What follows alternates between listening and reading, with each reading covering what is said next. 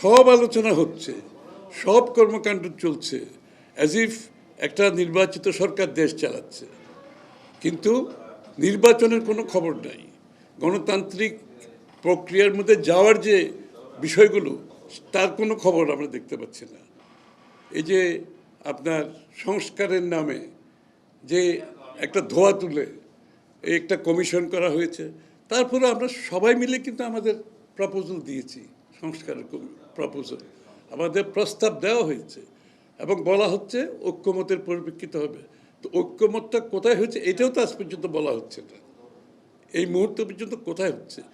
যেখানে ঐক্যমত হওয়ার কথা ওরাও বলছে, আমরাও বলছি, সবাই বল, তো যে কয়টা ঐক্যমত হয়েছে এই কয়টা ঐক্যমতের পরিপ্রেক্ষিতে সমাধান করে নির্বাচনী রোডম্যাপ দিতে সমস্যাটা কোন জায়গায় কেন দেওয়া হচ্ছে না?